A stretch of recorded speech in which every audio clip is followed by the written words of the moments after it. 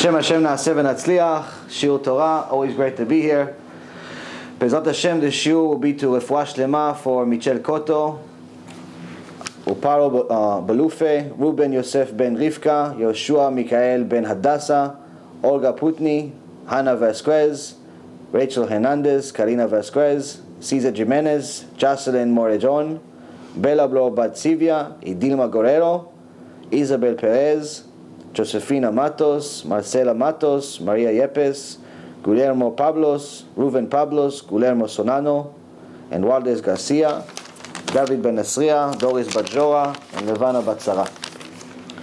Bezrat Hashem, we'll have some new chidushim from yesterday's shiur, but as we started last night's shiur, talking about refuah shlema, as I mentioned, in today's world we spend a lot of our time worrying about our goof, our body, not enough time about our soul. And without having our soul taken care of very, very meticulously, very, very carefully, even more than our body, we slowly die.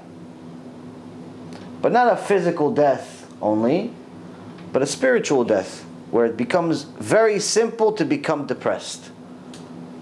Something small happens. The glass falls from the counter, all of a sudden you see your wife crying. Why are you crying? It's just one glass. No, but it's my crystal. I like my crystal. Okay, it's crystal, it's material. It's not the end of the world. Okay, I know it was expensive. We'll buy a new one. Bezrat Hashem, we have money. Buy a new one. Why are you crying? She's not crying because of the crystal. She's crying because inside something is missing. Same thing, somebody loses a job. All of a sudden they want to commit suicide. Why do you want to commit suicide? Okay, you lost some money, you lost a job. Okay, so it's not good news. But why do you want to kill yourself for? It's not going to stay this way. Before you had this job, you didn't have a job, or you had a different job. You didn't kill yourself before this job. Why are you going to kill yourself after this job? The reality of it is it has nothing to do with the job. It has to do with something's missing inside. Something that the neshama is yearning for is missing. And that something is the same thing for everyone. That's Hashem. Connection to Hashem. Now Chazal tell us in the holy books that when Hashem gave the soul to Adam HaRishon,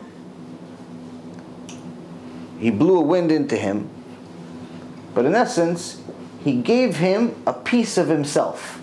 Meaning that Hashem, even though He has no body or an image of a body, if Chazal didn't spell it out, we wouldn't be allowed to say it. But according to Chazal, according to the Torah that Hashem gave them, Hashem gave a piece of Himself and put it in Adam HaRishon. And we know that Adam HaRishon's soul was divided up amongst everyone. Even though the world was destroyed, still we had Noah and his wife and his 3 children and their wives, and also Og, the king of Bashan, the giant.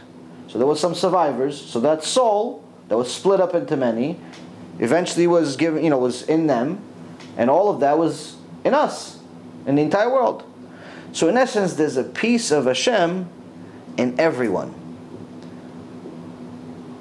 And that piece is like a magnet. It needs to connect to the source. Without connecting to the source, it slowly loses its power. Now Hashem doesn't want, this is obviously an eternal peace. He's not going to let you completely destroy it. So Hashem Erechem, what ends up happening if someone doesn't correct himself in this life and is out of chances, there's no more time to do a gilgul, there's no more time for reincarnation, there's no more time because the Mashiach already came, there's people already ahead of you, there's no more time to do tshuva. And that soul was finished this world mechalel Shabbat. That soul finished this world wasting seed. That soul finished this world being a heretic, teaching the wrong things about Torah, being an idol worshiper. Those types of people, there's no tshuva up there. Their Gehenom never ends. And what does Chazal say? What does the Zohar Kadosh say? It says that they go to the Gehenom where the actual part that's theirs gets completely wiped out, completely destroyed, only to leave the eternal part, only to leave the diamond that Hashem gave you. And He takes it back. His peace is eternal. Yours, subject to your actions. This is one of the things that people don't understand in our generation, and the way we know it is because they spend 3 hours a day in a gym, 10 hours a day planning their diet, 15 hours taking pills to make sure that they take all the right vitamins and painkillers and depression pills and all types of drugs that happen. But you tell them, listen, we have to do Shachrit. No, it's too long of a prayer. I'm just going to do Tefillin and Shema Yisrael and that's it. Okay, listen, it's Shabbat. No, listen, I'm going to do Kiddush, but tomorrow I have a meeting. I have a business partner I have to meet with. Listen, it's a holiday now. He goes, no, I don't keep 2 holidays. I know that they said keep 2 holidays. I only keep 1. They make their own rules. Okay, Hashem says you want to make your own rules. You're destroying your peace. My peace is eternal. My peace is eternal. I'm going to take it back. And that's one of the things that it says in the Gemara, Masechet Rosh Hashanah, page 17. It says that those types of people that literally do not do tshuva and continue being the ones that make other people sin, continue being heretics, continue being idol worshippers, continue being mechalei Shabbat, their Gehenom never ends. Even after Mashiach comes. Even after Hashem shuts off the fire in Gehenom, their fire never ends. Why? Because you destroyed something I created. It wasn't yours to destroy. Hashem takes it personally. It's not a joke. Now we have to teach this to people. Why? Because now when they know the cost, they know the price of something, they're going to decide for themselves, do I want to buy it or I don't want to buy it? If you go to a restaurant and there's no prices on the menu, you're going to order everything, give me everything. But if then he tells you, no, turn it around, and you see every little piece is $1,000, no, you know what, I don't want anything, just give me a cup of water if it's for free. Same thing. We need to teach people the cost. We need to teach people the price. And that's one of the most important things that we learn in every single parasha, because when you learn the parasha like you're supposed to, you realize that there's really a cost. Because half the Torah, not even 10%, 20%, half the Torah, if not more than half the Torah, tells us the price, tells us the cost. Now in this week's parasha, there's a lot of different subjects. We first start with the cost of Lashon Hara. Then we find out that there's problems with Emunah. Then we find out that Hashem is not kidding about punishment. But then after that, the parasha moves to a completely different direction and talks about 3 completely different mitzvot. 3 completely different stories. What is it? First it talks about idol worship. The sin of idol worship. If it's intentional, if it's not intentional, what's the consequence? But what did we say about idol worship in the past? Every single time it's mentioned in the Torah, the next thing to it, Shabbat. Violation of Shabbat. Why? Because for Hashem, violation of Shabbat is the same thing as idol worship. That's why every time you look for it in the Torah, it talks about idol worship, right next to it. The next verse next to it says, Chilul Shabbat. And then after that, it talks about tzitzit. You know, the part that we read in Kriyat Shema, actually comes from this parasha. But one of the main things that very, very interesting about this is the most famous story that's probably most of Am Yisrael today does not know exist. I thought always that the parasha of Bechukotai and also Parashat Kitavot, 2 of the very famous parts of the Torah that are scary because they're full of curses. I thought they were the scariest parashot. I thought that this is, 10 verses in Parashat Bechukotai. I think we did it over here. 10 verses is blessing, 40 verses curses. It's a pretty bad ratio. It's pretty scary. Parashat Kitavo, even worse. So I thought, okay, this is the real. People, when you have the Kriyat Torah in the Beit Knesset, they say it in many places, they say it extra quiet. They don't want anyone to hear the curses. Maybe they'll get offended. like the Chazan is saying it from his mouth. It's Hashem wrote it. He wrote it because he wants you to know it. But I always thought they're the scary ones. But then I learned again this parasha. Baruch Hashem, I learned this parasha a few times. I learned Parashat Shelach again. And you start, each time you look at the parasha, Baruch Hashem, you find something new. You dig a little deeper, you find something more. And the more I dig into this parasha, the more I realize this parasha is more scary than both of them. Because in the other parashot, it was obvious. You sin, you get this. You mitzvah, you get this. In this parasha, this whole disaster that happened doesn't even look like such a bad of a sin. Chazal calls it in the Gemara that Moses knew there's going to be something wrong. He's a prophet. When he sends these spies to the land, he knew there's going to be something wrong. That's why he added a yud, a letter to the name of Joshua. His name was Hoshea. Then he added a yud to his name, which is one of the letters in Hashem's name, to bless him. Called him Joshua from that point on. Also Caleb, that was a tzaddik, when he got to Canaan, which is later to be called Eretz Yisrael, he went to the Ma'arat HaMachpelah. Why? To pray. Hashem, save me.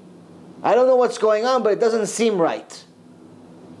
Save me from this. Save me from any Lashon Hara. Save me from any sins. Save me. And that's why those are the only two, Joshua and Caleb, the only ones that were saved. And not only that, they were rewarded. Caleb was eventually rewarded. His descendants were rewarded. Hebron, which is where the Ma'arat HaMachpelah, where he prayed. He was rewarded that piece of the land. Joshua became Gdol Hador. Became the leader after Moshe Rabbeinu. The rest of the 10, they died shortly after they reported the bad news, or what they said was bad news. So Moshe Rabbeinu knew something's going to be not so great, but he wasn't sure. Chazal says why? Because the sin they were going to make was such a thin line. They call it dak. Dak means thin. It's like the difference between making a mitzvah and making a sin was such a thin line you couldn't tell. Going to Beit Knesset seems like a mitzvah. Who's not making a mitzvah going to Beit Knesset? You have to beg some people to go to Beit Knesset. But if the Beit Knesset is reform or it's conservative, it's not only not a mitzvah, it's an avera. Laying tefillin, mitzvah. Mitzvah. You have to do lay tefillin. A man has to lay tefillin 6 times a week, except, with the exception of Shabbat. Not allowed to do Shabbat. Not do holiday. But if he lays tefillin on Shabbat or on holiday, it's not a mitzvah. It's an avera. It's a sin. Meaning that the line between a sin and a mitzvah can be very, very thin. You can't just say laying tefillin is always a mitzvah. No, it's not always a mitzvah. Going to synagogue is always a mitzvah. No, it's not always a mitzvah. Even ishtadlut, meaning exerting effort. We're obligated to exert some type of effort for whatever we want to do. Even that could either be a mitzvah or avera. What the miraglim were doing over here, the spies over here, Moshe would, tell them, yes, go ahead and go. It looked like it was a mitzvah. Even, technically, we're exerting some effort. We're going to find out what's happening over there.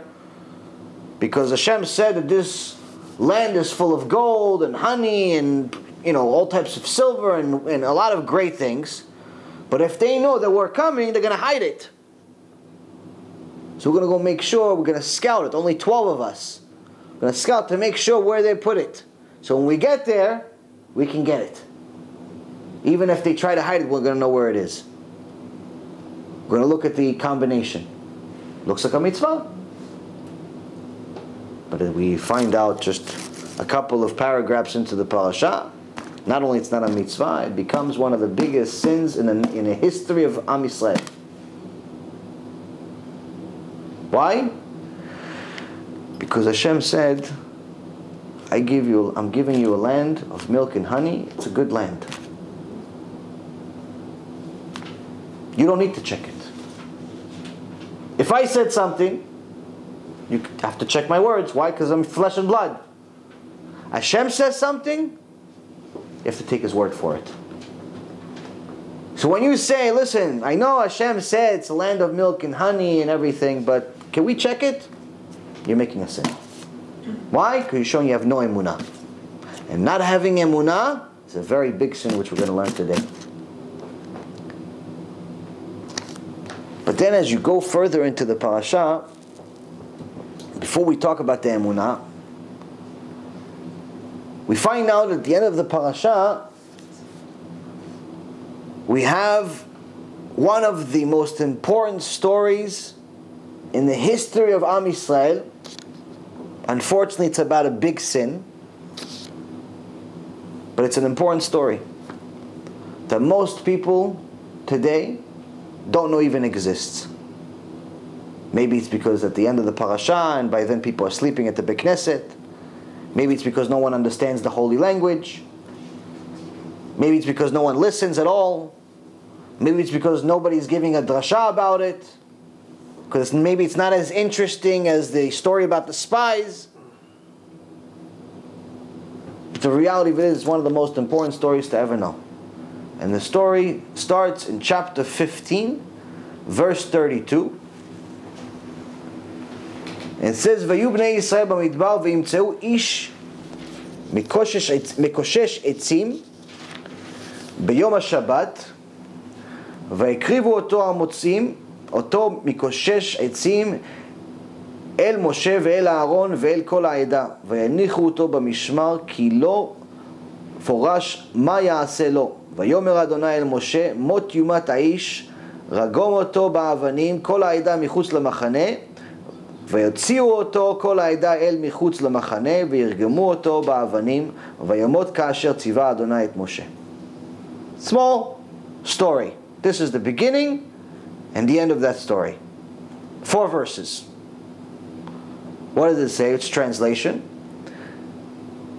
The children of Israel were in the wilderness, and they found a man gathering wood on the Shabbat. Those who found him gathering wood brought him to Moses and Aaron and to the entire assembly. They placed him in custody, for it had not been clarified what should be done to him. Hashem said to Moses, the man shall be put to death. The entire assembly shall pelt him with stones outside of the camp.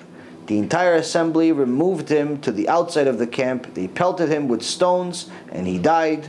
And Hashem had, as Hashem commanded Moses.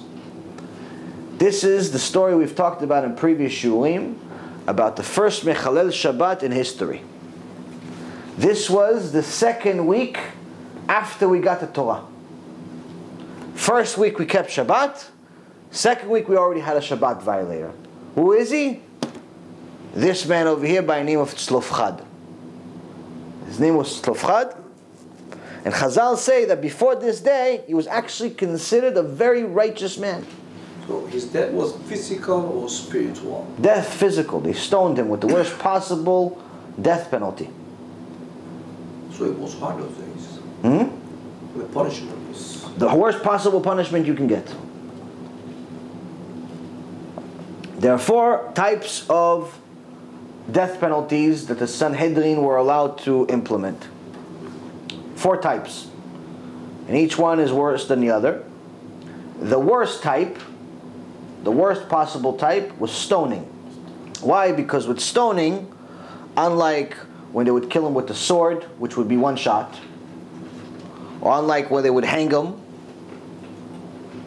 or they would burn them, these things would take, less time.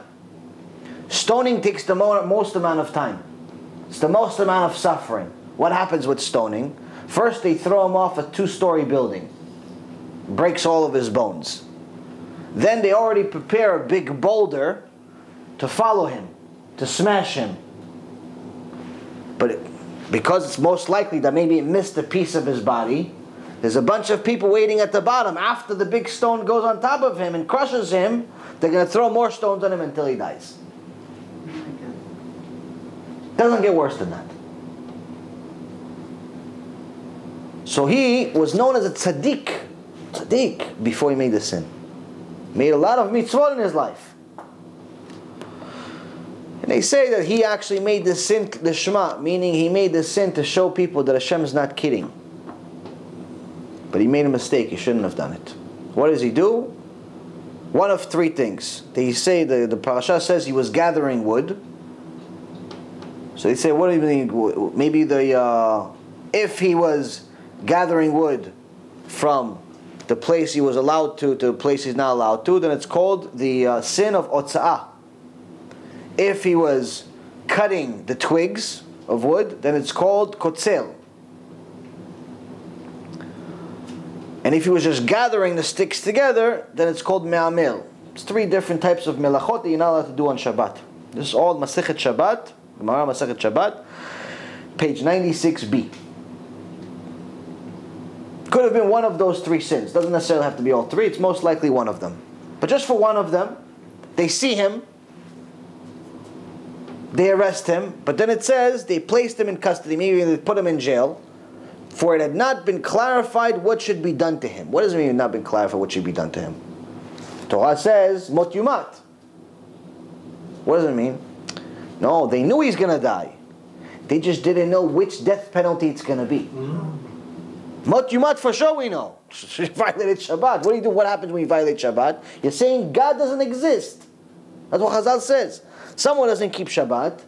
What are they saying? They're saying God didn't create the heaven and the earth in 6 days and rested on the seventh. Meaning everything came from nothing. Can't be. Say, no. Of course we know he's going to die. We just want to know from God, listen, how? And also, listen, it's only the second Shabbat. We just got the Torah last week. Maybe you should be a little, lay off a little bit, Hashem, calm down. We just got Torah. We didn't even have enough time to read the whole thing. We just got it. What does Hashem say? Hashem says to Moshe, the man should be put to death, the entire assembly, meaning everyone's involved in this punishment. No one is absolved. He's a sinner, everyone needs to see it, and everyone needs to be involved in it. The entire assembly shall pelt him with stones outside of the camp. Don't even punish him inside the camp. I don't even want him inside the camp with you. Kick him out and punish him over there. And this is exactly what the Am Yisrael did. The entire assembly removed him to outside of the camp. They pelted him with stones, and he died as Hashem commanded Moshe. Now, why do I say that this is perhaps one of the most important events that ever happened? Well, probably he's not going so voluntary, no? They got a hands cuff. Yeah, exactly. Yeah, there was no mercy. No. No mercy. I don't think he's gonna be going like, I'm sorry, I made a mistake. No such thing. No. That's it. Once Hashem said, Hashem said. He would say, forgive me. Forgive me doesn't help once you violate Shabbat. Why? Because this was Dor De'ah. This was the Chazal calls this generation the generation of knowledge. What is Dor De'ah? The generation. Dor is generation. De'ah means knowledge. What knowledge? Knowledge of Hashem. There was no doubt that Hashem was real. Why? There was miracles 24 hours a day. Food coming down from Shamayim. Miracles. You just saw the biggest civilization in the world get destroyed just a few weeks ago. One plague after another over a period of a year. The frogs attacked them, went inside their stomachs, they didn't even touch you. The beasts from all over the world, even from the Arctic, the polar bear, that can't live in Egypt, came to Egypt just to go kill Egyptians. Didn't touch one Jew. The hail somehow had, miraculously, ice and fire at the same time. Lava. Who is it hit? Only Egyptians. No Jews. There's no doubt here. There's no doubt that this is obviously the hand that created the world is the same hand that's controlling all of this. And on top of that, last week, you heard God's voice. And you saw the letters in the sky. You saw the sounds. Not just heard the sounds, you saw the sounds. You heard God's voice. Remember when all of you died? And you came back to life? And then He said another word, then you all died again? And then you begged Moshe, please, tell him to stop talking? Remember? So this is Dor HaDe'ah. This is the generation where everyone was knowledgeable that God was real. Everyone had no doubt. You knew God was real. It's no joke. But you only had the Torah for a week. But it doesn't matter, but you knew. And Chazal says, if the generation that only had the Torah for a week was judged this way, what excuse do we have? We had Torah for 3,300 years already. We can't say, no, we didn't know what the Torah said. We had it for 3,000 years. They had it for a week. Still got the worst possible punishment. What excuse do we have? And this is why, if you remember, I think in last time we had a shiur, I mentioned something, either here or somewhere else. I'm pretty sure it was here.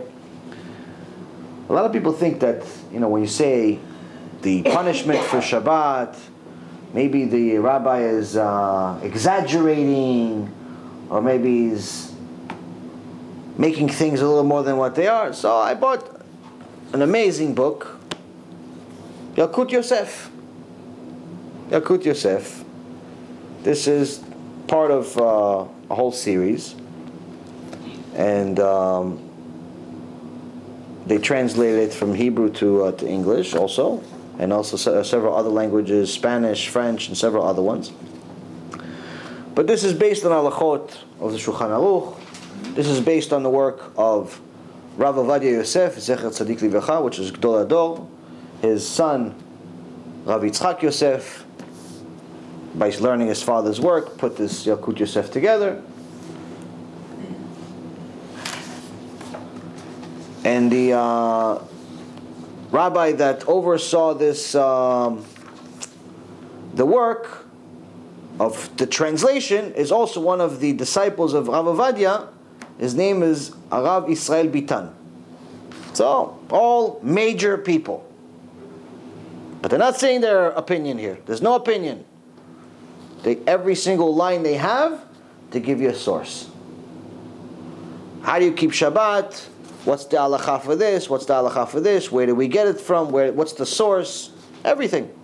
You need to know anything? You have a series of books about every one of the halachot that we have in Judaism. But here in the beginning, the Shabbat part of it is 3 books. This is just one of them. In the beginning of it, talks about a few things, the reward for keeping Shabbat, being endless reward, both in this world and the next world. It's the essence of Teshuva. It actually,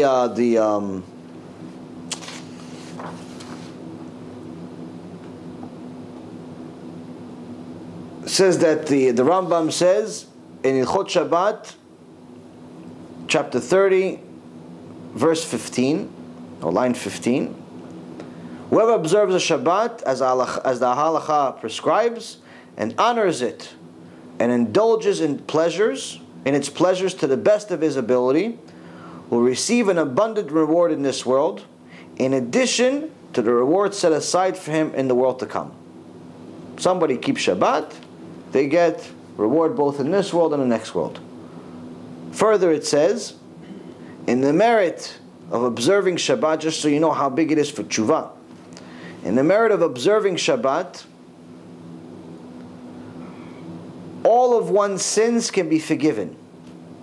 As Rabbi Chia Barhab Abba said, this is in the Gemara, even if someone had worshipped an idol worshipper, as people did in the generation of Enosh, this is a generation of the flood, through observing Shabbat as the halacha dictates, not observing Shabbat like, I do Kiddush and I drive to Beit Knesset. Observing as the halacha dictates, he will be forgiven for it, even for idol worship. That's how strong the Shabbat is.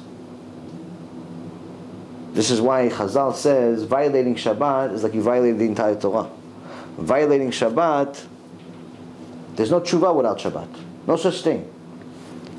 But then in the same book, talks about a lot of different parts about the beauty of the blessing of Shabbat, Parnasah, Refuah Shlema, all types of wonderful things.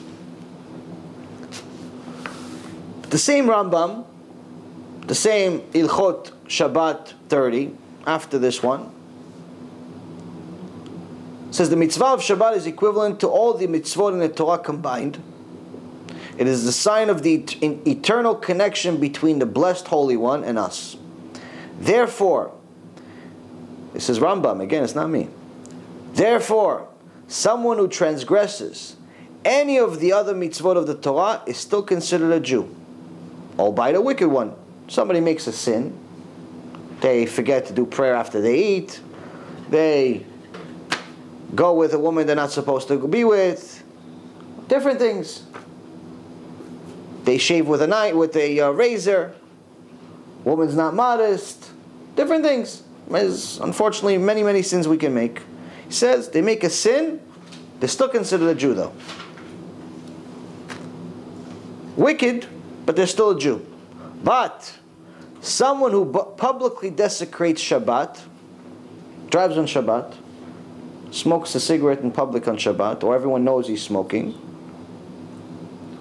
is considered for all halachic purposes to be on the level of the member of the idolatrous nation. Not only is he not considered Jewish, he's considered an idol worshiper. Not being Jewish is already bad. But you tell people, no, forget about it. Not being Jewish is the least of your problems right now. You're considered an idol worshiper. You're considered the worst possible thing you can be. What page of the book? This is Rambam, Ilchot Shabbat 30.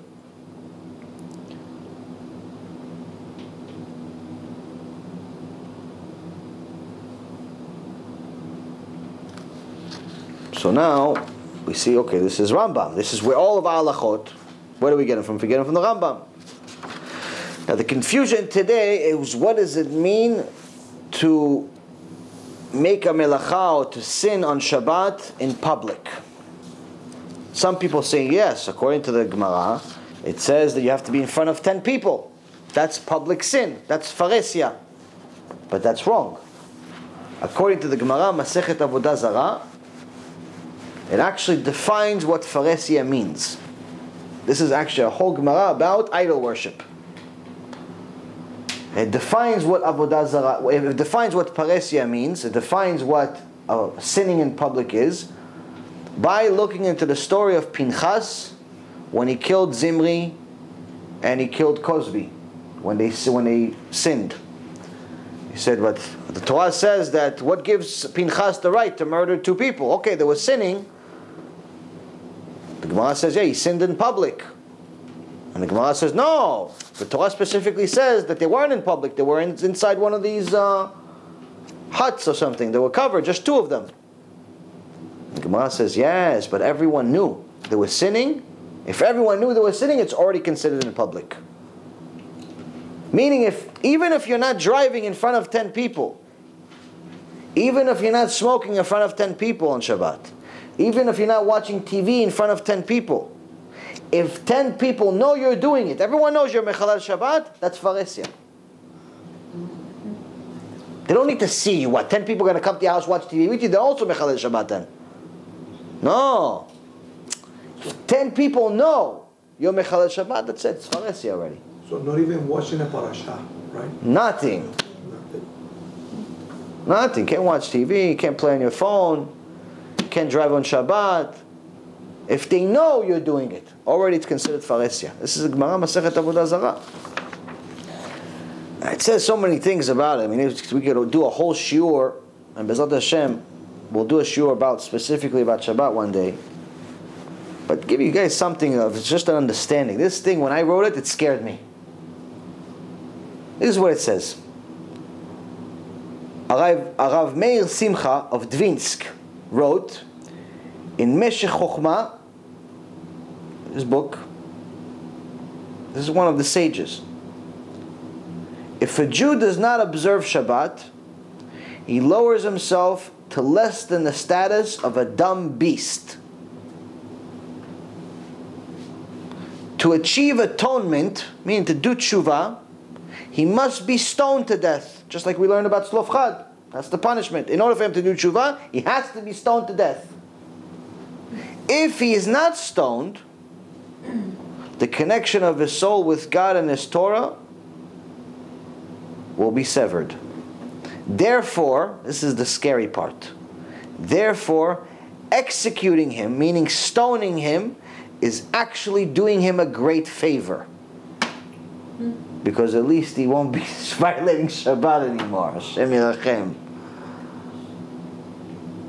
This is not me. This is what Chazal says. This is what Hashem says.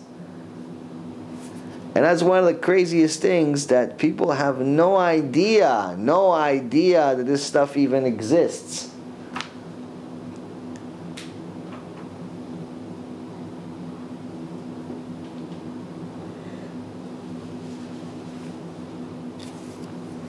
So now we have ourselves a situation here. If you know this story of Shlof Chad, you read this parasha, and you actually believe the Torah is from Hashem, even thinking about violating Shabbat as a Jew becomes scary already. Why? Because if he was ever going to let it go, if he was ever going to say, you know what, it's not really that big of a deal, this would be the time. We just had the Torah for a week. We had the Torah for 1 week. If anyone was going to make a mistake, if anyone didn't feel like doing it yet, they didn't get used to it yet, this would be the time. If he was going to let it go, he's going to let it go to a guy that has the book only for a week. More likely that he's going to let go of somebody that's had the book for 3,000 years. But he didn't let it go. He said everything and worse that it says in Halachot, and Yalkut Yosef, and the Gemara, and the Zohar, and several other parts in the Torah. He says, yes, we got the Torah last week, great, give him the worst possible death penalty. Doesn't matter, 1 week, 2 weeks, 1 day, 3 days. And this is why, when I had a couple of people call me, Baruch Hashem, a lot of people are calling, emailing, it's Shtabach Shimolad, a lot of Siyat Dishmai, a lot of people from all over the world are connecting, they're watching the shurim, they're getting affected by it, and some of them need some help. There's no end to the suffering that many of the people in Am Yisrael are suffering today, and a lot of them are having health issues. But one thing that they all get when they call me or they email me is the same type of information. I don't, as you've all seen already for the last 1.5 years we've been learning together, I don't beat around the bush. I don't tell you, listen, just keep half the Shabbat. Then let's see what happens. No such thing. This is what you have to do. Whether you do it or not, it's up to you. It's your business. It's never okay to sin. It's never okay to not keep. Hashem said it, we have to do it. So when I spoke to a couple of people, both 2 people just this last week, Mamash having huge amount of health issues. A year ago they were perfectly healthy. In the last year, disaster. Very similar to my story. The first thing I tell them, the first thing you got to do is you have to start keeping Shabbat. He goes, yeah, but Shabbat is when I make most of my business. I said, okay, so now it's not. He goes, no, is there something else? No, there isn't anything else. You have to make sure that Hashem knows your tshuva is genuine. Starting with other things is not going to do anything for you. It's not going to do anything for you. It's like sometimes, I have unfortunately had a woman that she had a disease, she had cancer. Tell her, listen, Shabbat doesn't matter for her. Keep Shabbat, don't keep Shabbat. She's bedridden, she can't move anyway. But you have to promise that if Hashem gives you health, you're going to be 100% modest, you're going to cover your hair, your shirts are always going to cover your elbows, your skirts, never pants again, are always going to cover your knees even after you're sitting down. Completely modest, 100%. Oh, but it's hard. You're dying! You're dying right now. You're dying right now. But the Yetzer Hara is very big. Even on a deathbed, she wasn't sure. She died.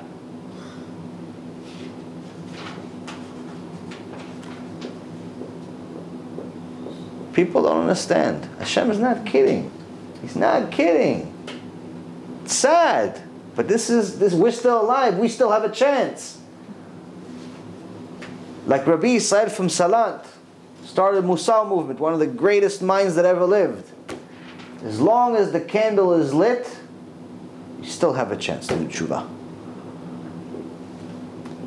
This is what Hashem is telling us here. I'm not kidding. Whether you had the Torah for a week, or you just discovered it today, or you had it for 3,000 years and you just ignored it, irrelevant. As soon as you find out Shabbat exists, you have to keep it. To the best of your knowledge. If you know you're not allowed to drive on Shabbat, there's never an excuse to drive on Shabbat unless you're saving someone's life. And that's what we learned from this parasha, is this tiny 4-verse story that most people don't even know exists. We have the name, we have the address, we have the date, we have everything. But most people don't know this story exists. Why? Maybe it's not politically correct. I don't know. I don't know why we don't know. I never heard of this story until I did Teshuva. I went to Beit Knesset like everybody else once a year. I never heard the story. And that's the thing. And you go to the Beit Knesset, no one's going to tell you the story. It's in the parasha. It's written. It's oral. You don't have to be a genius to understand the story. This is literal Torah. It's what it says. I read you exactly what the verses said. You understand. Forget. We didn't mention what Rashi said. We didn't mention what Rambam said about it, or the Ramban, or the Gemara, or the inside secrets in it. We didn't mention anything. Literal translation. This is what it says. Anyone that reads it can only have one understanding of the story. There's no two understandings. You cannot conflict. So, this is what happens when we're ignorant and we don't know. But this also puts the onus on the ones who do know. The ones who did study Torah. The ones who do call themselves rabbis. And know that half their keilah is not keeping Shabbat, and they don't tell them the story during a parasha like this, it's 100% sin. It's 100% sin. Who cares about Shlom Bayit and Lashon Hara when the guy's not even considered a Jew anymore? You tell him about Lashon Hara with the Miraglim, okay, yes, there's a lot of lessons to learn from the Miraglim, from the spies, but there's also 50,000 other lectures you could hear about it. What about the 4 verses at the end? And that's the key. So now, we have to ask ourselves, why did Hashem, out of all this parashot, there's 12 parts in the Torah. Shabbat is mentioned many times, but there's 12 specific sections in the Torah where it says the punishment for Shabbat, being cut off from the nation, not being considered Jewish, death penalty, and so on. 12 parts in the Torah, 12 parts in the written Torah that it mentions it. But each time, it's positioned strategically. It's not just put somewhere because Hashem doesn't have a place for it, He has to stick it over here. Each time it's put specifically at a place. Number 1, we just learned, it's right next to idol worship. It's right next to idol worship, like every other time. Every time mentions idol worship, mentions Shabbat violation. So already we know, when Chazal is explaining us, that not only is he not considered Jewish, but he's considered an idol worshiper. What's the source? This parasha. They didn't just make it up. They didn't say, no, he's such a sinner, we hate him. No! They're saying, consider idol worship. Where did we learn? Parashat Shelach. And every other time it mentions Chilul Shabbat. That's the source. Because that's why Hashem has idol worship next to it all the time. Chazal didn't just come up with their own opinion. But then, why here? Why didn't you just put it in last week's parasha? We already had a bunch of balagan in last week's parasha. Put it over there. Next week maybe. Why here? Hashem is telling you this is the reason. Why do people violate Shabbat in the first place? That's the story of the Miraglim. That's the story of the spies. In essence, the story of the spies, in short, is that Hashem promised us a land with milk and honey, full of extraordinary things. The land He's been promising to us for many generations, all the way back to Avraham Avinu. We didn't take his word for it. We wanted to check it out for ourselves. We go there, but we don't just send anyone. Who do we send? We send the 12 Gdolei Ador, the 12 most important people in the entire country, excluding Moshe and Aaron. Each tribe, there's millions of people. Each tribe had a leader. That guy. The best one. Who's chosen to be the leader? The most righteous person. Not the one with the most money. Like today. You want to be a politician, you have to have a lot of money. You want to be a top executive at a company, you have to have a lot of connections. Not you have to be a nice guy, you have to be smart, you have to be skilled. That doesn't matter today anymore. Unless you start the company. You want to be go on top, you have to know somebody. That's what they say in the business world. It's who you know, not what you know. The guy that knows what's going on, yeah, he makes the apps for us. He makes the apps for the company. The guy that writes his check was a D student in college, but his father's a multi-billionaire, so he got the job as CEO. That's the world. That's the Alma de Shikra. That's the world of lies that we live in. But here it's different. Here we have 12 leaders of each one of the tribes. Joshua and Caleb are 2 of them. And then the 10 other tribes. The 12 greatest people of the land. To make sure that there's no confusion, they didn't know, they weren't smart enough. No. You have the best people going. They go there. Joshua sees the good in the land. He sees that Hashem delivered. He sees the grape is so big that 8 people have to carry it back to Moshe and Am Yisrael. 8 people to carry just one grape. 1 person has to carry 1 pomegranate. It was that big. He sees the good in the land. Hashem says milk and honey, it's even more. Caleb sees, wow, holiness. The Ma'arat HaMachpelah is here. He goes to the cave of Machpelah, where Adam HaRishon is buried, where Avraham, Yitzhak, and Yaakov and their wives are buried. It's where our history is. What does he do there? He prays. Sees the holiness of the land. What are the 10 other so-called leaders? Gdolei Ador, the ones that call themselves rabbis maybe. What do they see? They see giants. And they see giants that are burying people. They're burying people. These big giants, which they specifically say in this parasha, Yeldei Anak, the sons of the giant, the offspring of the giant. From where? From the days of the Nephilim, from the days of the generation of Noach. One of the giants, Og, survived. Why did Hashem let Og survive?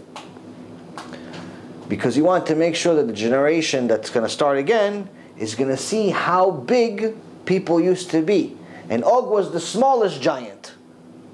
He was the smallest one. So people say, he tell people, I'm the smallest giant that existed, and Hashem destroyed everyone. So if I'm the smallest, imagine how big people were, and he destroyed all of them. Maybe they'll have some yirat shamayim. Maybe they'll have some fear of Hashem. Unfortunately, no fear of shamayim. 350 years approximately after the flood, they tried building the Tower of Babel to go fight God.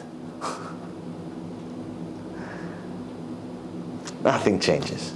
Nothing new under the sun. Just like Shlomo HaMelech says. Human nature is always there. What's that human nature? Human nature is the Yetzer Hara that we can't overcome. Why? Because when we don't have Torah, it's impossible to overcome the Yetzer Hara. Now, he continued, and his descendants and so on, now you have new giants. And these 10 leaders, all they see is giants. But they see that the giants are burying people. Now they're thinking, what do they translate it at? They translate it as something bad. They're saying that yes, it's great that the grapes are big and the pomegranates are big But apparently this land is poisonous because it's killing even the giants. If these giants there's a bunch of funerals here, so it must be that the land is killing them, because who else would kill these giants? That's looking at things the wrong way. What's the right way? The right way, Chazal says, that little did they know that Hashem was killing these giants. Why? So they don't look and see small little Bnei Israel walking around their town and try to beat them up, try to kill them. So he's making sure that these giants are busy with funerals. Every city they go to, they see there's a funeral. Hashem is making sure that they're busy with the funeral, so they don't see that Joshua, Caleb, and the other leaders are walking around their land.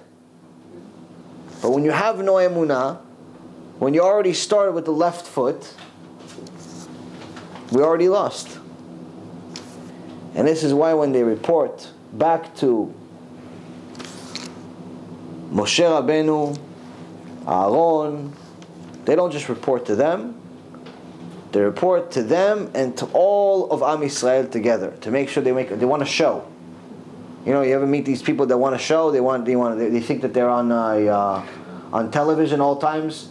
You know, you go on a bus, the guy picks up the phone, hello, and he's screaming, and everyone knows his conversation. Yeah, I want to buy 10,000 shares. Buddy, you're on a bus. You just paid $1.50 like the rest of us. You don't have the money for 10,000 shares. Just sit down, be quiet, and who cares? Yeah, really what it is, it's like I said it yesterday, really what it is, he's not buying 10,000 shares of anything. What is he doing? It's AT&T on the other side saying, you didn't pay your bill, sir, or the phone's going to be disconnected. But what is he? He wants a show. He wants attention. He wants to make a show. He thinks there may be some celebrity scout. He'll say, oh, wow, you got talent. We're going to put you on TV or something. People want a show. That's what happened over here. They wanted a show. They wanted attention. They wanted to publicize to all of Am Yisrael. We got ourselves a problem.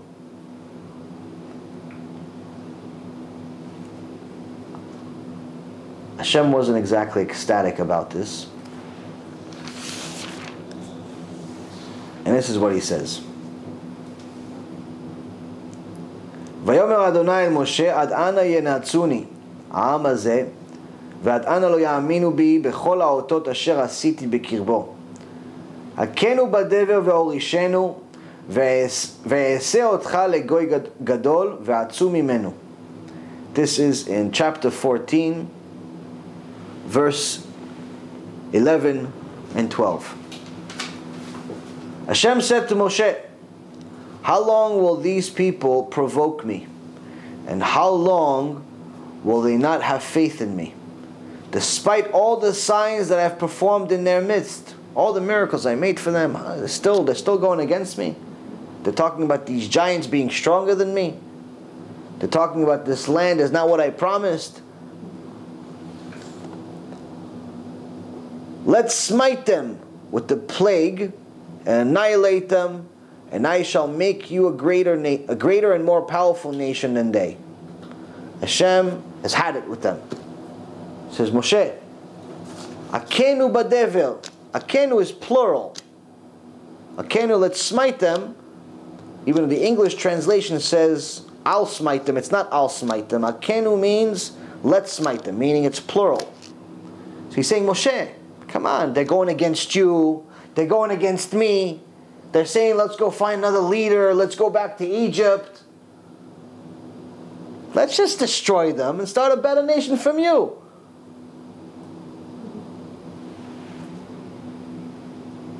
Now you ask yourself, if you were Moshe, how could you say, you know what, it's not a bad idea? All they're doing, they're insulting Moshe. They're calling him all types of names. They're telling him he's wicked. They're telling him that he's killing them. They're telling him all these things, the opposite of what he's been doing for them. He sacrificed his life for them, and all they're doing is not only complaining against him, but they want to put his enemies, Datam and Aviram, as the leaders to replace him. And on top of that, they're going against the God he's so dear to. And Hashem says, let's just kill them. How Moshe didn't say, you know what, maybe it's not a bad idea, is what makes Moshe Moshe and me. Because I would have said, I think you're right, Hashem. I would have failed this test miserably. But that was the test. That is what makes Moshe Rabbeinu Moshe Rabbeinu.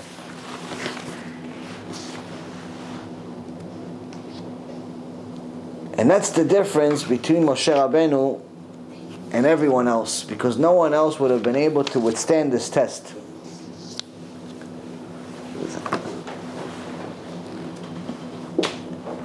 What is Hashem really doing here? Is Hashem really looking for Moshe Rabbeinu's opinion? No, he's testing him. He's testing him.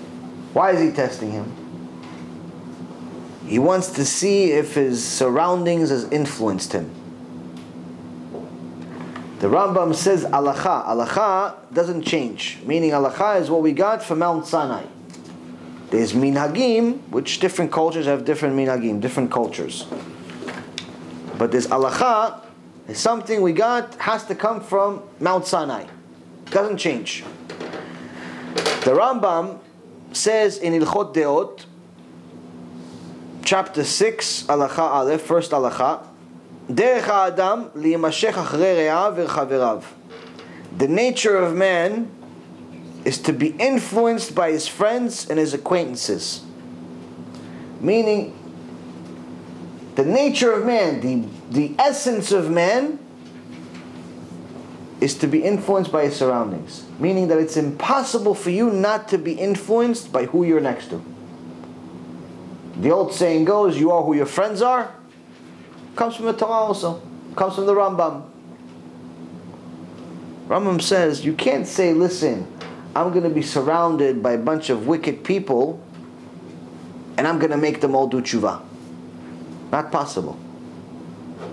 You can go visit them, influence them for a few hours, leave, visit, leave, visit, leave. Yes, that you can do. That's how you do Kiruv. That's how you do, I don't go to all places righteous like you people.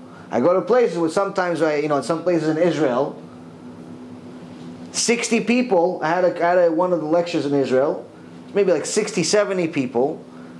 The rabbi of the Kehillah tells me, after the lecture, he didn't tell me before the lecture, I think it's pretty smart. He goes, probably 75 to 80% of the people that were in your lecture today didn't want to leave. They wanted to stay, learn Torah. Because I just wanted to let you know, I never saw them sit down like this for 2 hours and they didn't want to leave. I'm like, yeah, well, why? Because they're all gangsters. Some of them are just starting to do tshuva and stop. But a lot of these guys, murderers, they're the worst people on earth. Because they learned their Torah and they want to do tshuva now. You can visit. You can't stay there. You can't say, listen, I want to go to a Reform shul, but I'm going to be Orthodox. All my friends are going to be Christians, but I'm going to be the one Jew. You can't. Alacha. Rambam says in Alacha. He doesn't say it in his Pirushim, in a commentary. He says Alacha. Alacha is, you are going to be changed by your surroundings. And then he continues. He says, if you cannot find proper surrounding, you can't find a good neighborhood, move to the desert. Alacha, move to the desert. You have to move to the desert. Why? There's no one there except scorpions and snakes. Go there. I heard a really crazy story this week. It's in a Gemara. It's a Pirush on his Gemara in Tractate Me'ilah, Masechet Me'ilah, page 17b. In the days of the wicked Romans, there was a decree on Am Yisrael, decree against Am Yisrael. So the sages think to themselves, they're like, you know what? Let's send Rabbi Shimon Bar Yochai. Rabbi Shimon Bar Yochai wrote the Zohar, he's all over the Gemara, greatest sages that ever lived. Let's send him to the Romans. He's used to miracles. He's used to miracles. He gets miracles from Hashem all the time. Let's send him. Rabbi Shimon goes and he starts praying to Hashem. He's like, Let's get an angel to help us. I need some angels to come with me. No angels show up. Who shows up? A demon. Demon comes to him. A shed comes to him. He says, I'm here to help you. He goes, you're going to help me? He goes, yeah. He goes, how are you going to help me? I'll get into the king's daughter, like a dibuk. A dibuk is when there's two souls in one body. Make her go crazy. And you're going to come to the king and say, listen, I can take this demon out if you change this decree against my nation. Like, okay. That's what I can do for you. What does Rabbi Shimon do? Which ended up happening, by the way. He went inside the woman. This actually, the Arizal says that crazy people, like people that have lost their mind, it's usually because there's a demon inside them that took control. Most people that have like major mental issues, and they tell you they hear things, it's because they do. They do hear things, and they do see things. They do see things. They're not imagining it. It's mamash. For them, it's 100% real. They do hear voices. They do see things. Arizal says that most of them have a demon inside them. Skenim, poor people. But obviously, everything that happens in this world, so Hashem signs off on it. Nothing happens in this world for no reason. Whether it's someone losing their mind, someone dying, the concentration camps in Nazi Germany, which we talked about in last night's shiur. I won't ruin it for you. There's some chidush I learned this week. Mamash, for me, was a complete shock, because I learned about Zionism in college, with the history of Eretz Yisrael and so on.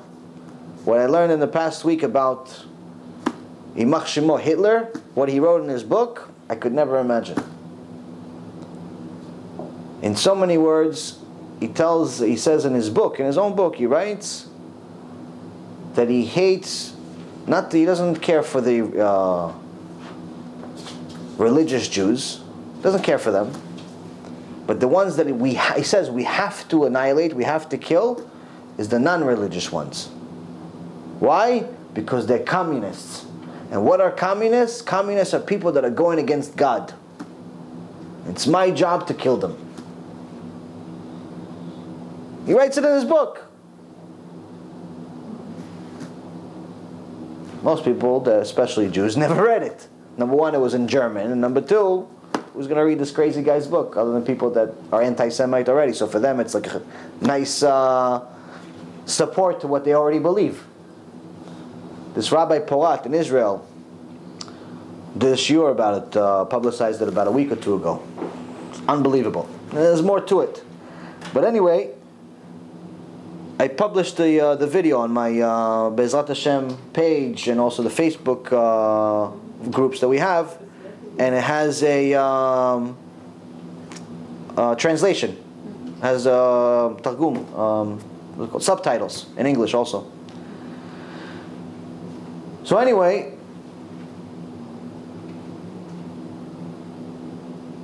back to Rabbi Shimon Bar Yochai. You just got yourself a demon. The end of the story goes where the demon actually went into the daughter. She was going crazy. Rabbi Shimon came and he says, I can take out this demon if you remove the decree against my nation. They agree, and he tells the demon to leave, and the demon leaves, and everything, the decree's off. But the Gemara doesn't say that here. The Gemara says that as soon as the demon says, I'm here to help you, I can do this, this, and this, Rabbi Shimon Bar Yochai starts crying. And he says, when he cries, the slave of Avraham Avinu, Hagar, saw 3 angels. The slave of Avraham Avinu saw 3 angels. When she started crying, Hashem sent her 3 angels. And we can't even get one?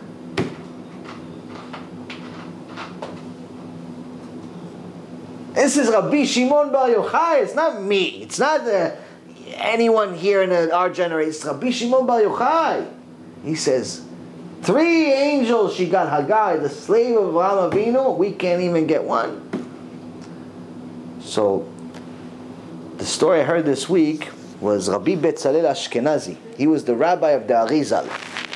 A lot of the secrets, most of the secret parts of the mystical parts of the Torah, we learned from him. The Arizal. Now Rabbi Betzalel Ashkenazi was his rabbi. So you can just understand how big he was. Wow. And he wrote in his book, Shita Mekubetzet, why was Rabbi Shimon so upset? You got a demon, that's it. What's the problem? Demon, angel, you got your help. What are you so upset about? He says, actually, he has a reason to be upset. Because we find a chidush here. He says that at that time, the time of Rabbi Shimon Bar Yochai, forget about our time. At the time of Rabbi Shimon Bar Yochai, there were so many sinners that the angels were scared to come down. Why? Because if they come down, they get infected by the sin. Which means that when they try to go up, Rabbi Betzalel Ashkenazi says, when the angels have to go back up, they're dirty. So they have to go through Gehenom first to burn the sins off of them. Shem Erachem.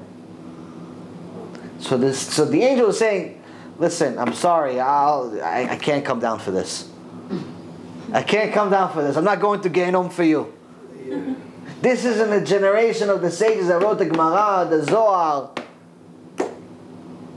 Shem Erachem on us where we are today. Imagine that.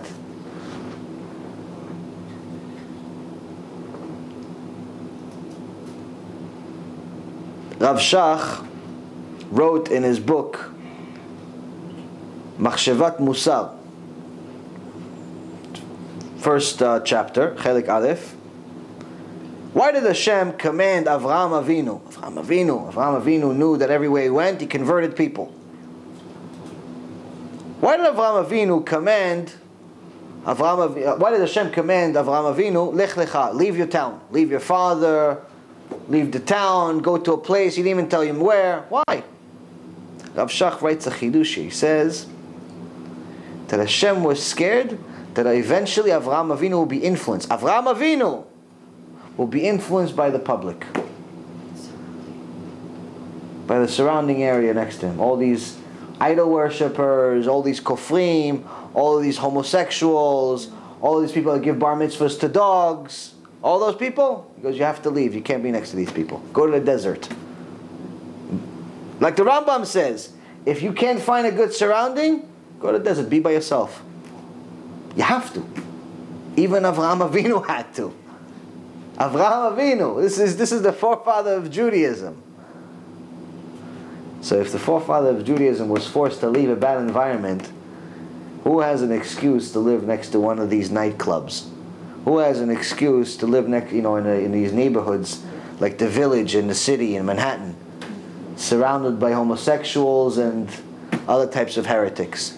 Who has the nerve to say that they're being a kosher Jew or kosher even non-Jew living in Las Vegas, living in San Francisco, where somebody told me this, that they actually checked this statistically.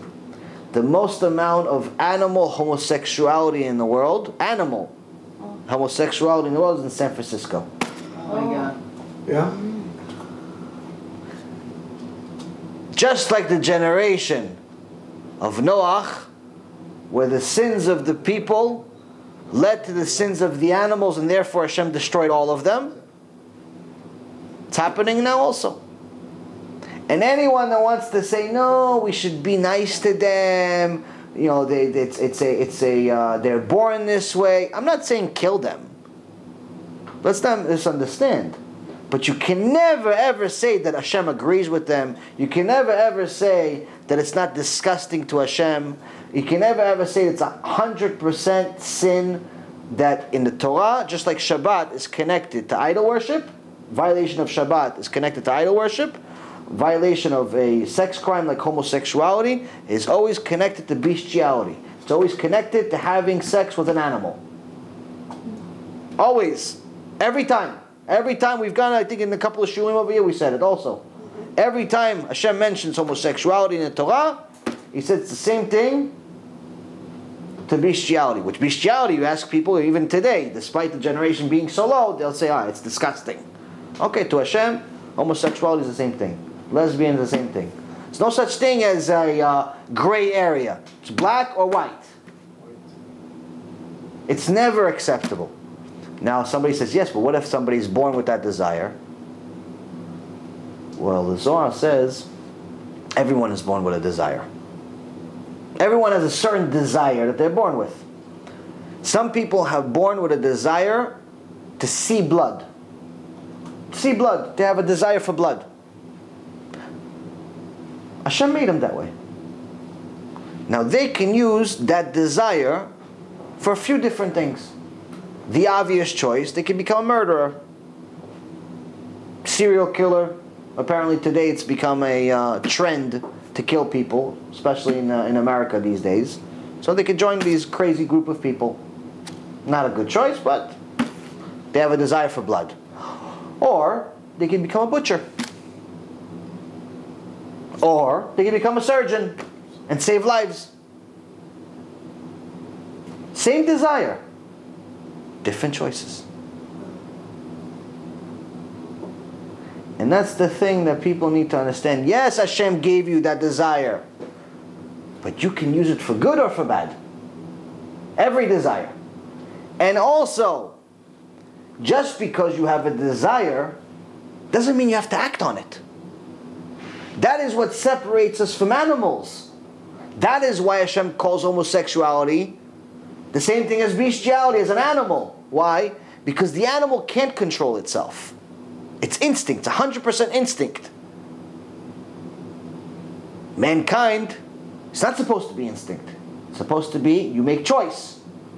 Just because you have a desire does not mean you have to do it. Okay, you have a desire for a same-sex relationship. Great, you're born that way. I'm sorry for you. Doesn't mean you have to do it. Does not mean you have to do it. That is what separates you from being an animal. You have a desire to drive on Shabbat because you want to go car racing. Okay, find another day to do it. You have a desire to steal. Find a different thing. So what? So people are getting to a point where they're not only saying it's okay in our generation, but they're celebrating them. They're celebrating homosexuality. Saying, no, come on, God is understanding, God accepts them, God created them that way. How come they don't say that about kleptomaniacs? Or pyromaniacs? Somebody that has a desire, he can't control his desire to steal. Why don't you invite him to your house? No, rob my house. Okay, but it's his desire. Let him go. Why? Who are you to tell him not to do it? What? It's his desire. Let him steal in your house. What's the big deal? You're helping him. What do you mean helping him? He's destroying my house. But it's his desire. He's born that way. Misken. Poor guy. What poor guy? He's stealing all my stuff. What about pyromaniac? Guy who likes to burn things. Invite him to your Shabbat dinner. What do you mean invite him? He's going to burn my house. But it's his desire. Misken. Hashem created him that way. You should help him out. What do you mean help him out? He's going to burn my house. Yeah, but Hashem created him that way. Why do they say that? Why? Because they know it's wrong. And just like they know it's wrong for pyromaniac and every other crazy desire, they also know that homosexuality is wrong. There is no gray area. It's black or white. You have a choice. You either be righteous or wicked. You either have Yirat Shamayim or you don't. Simple as it gets. And that's why the Rambam is telling us here, if you even want to have a chance of being righteous, you have to make sure your surroundings are okay. Because if your surroundings are not okay, you have no chance. Now people think that the sages, the power, the miracles and stuff like that, it's all gone, it doesn't happen. There was a major tzaddik, a miracle worker also by the name of Baba Sali. Just a generation ago. He was still alive when I was a kid, I think, yeah. A lot of Sephardic houses have his picture on. Of course, Moroccans have it. Major tzaddik, was more modest than the biggest rabbanit in the world. I'm not talking about men, I'm talking about women. He's more modest than any woman in the world. That's how modest he was. Cover his hair, cover his body, everything all the time. That's how modest he was. Made a lot of miracles. And he was very, very adamant about not being allowed to wear a wig. Not allowed to wear a wig in Judaism. Even though there's some rabbis that say you are. Even the ones that say you are. Most people misunderstood them. They're not saying that it's better than a kisui rosh with a scarf or with a hat. They're saying if that's the only choice we have, it's better to have a wig than nothing at all. But nonetheless, it's only a couple of rabbis that said it. It's not like a whole generation of people said it. Not a whole generation of sages said it.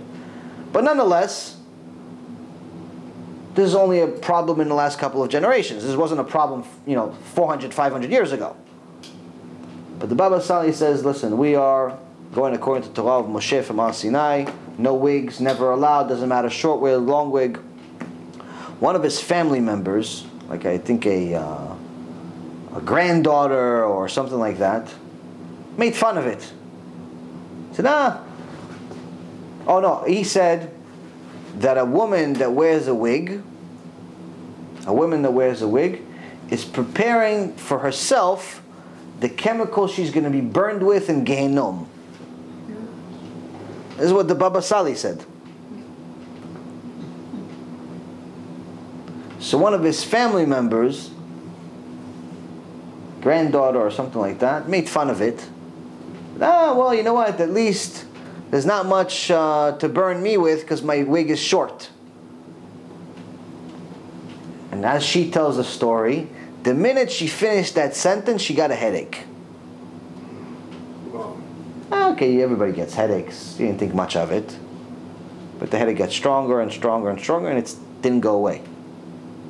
A day, a week, a month, 2 months, doctors, hospitals, scans, no one knows what's wrong, she's going crazy, she has no idea what to do, a few months like this.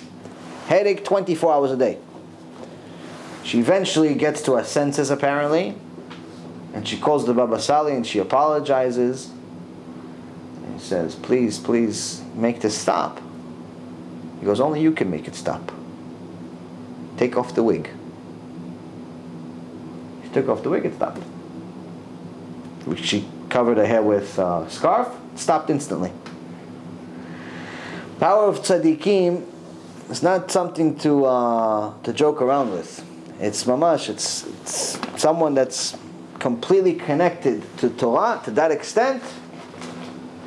You have to not only listen to them, but you have to make sure that you give them the honor that they deserve.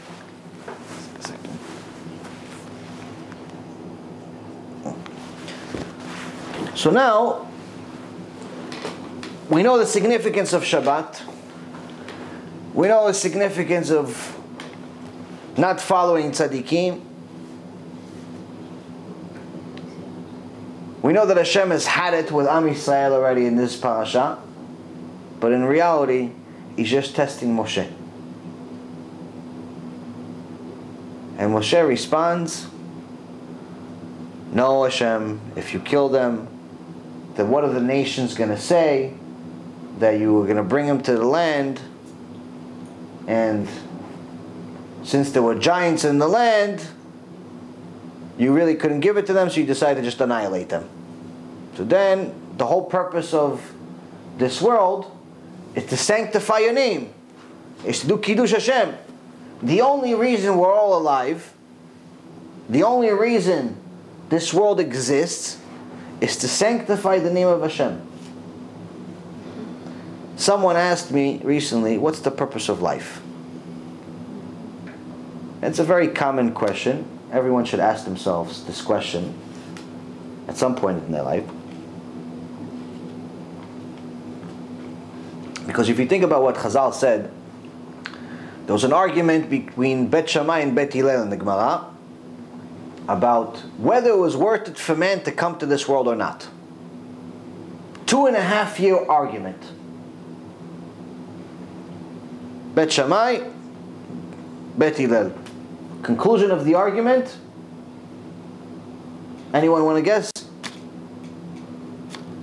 It wasn't worth it for man to come to this world. He was better off not coming. Why? Because there's more ways for us to sin than for us to make mitzvot.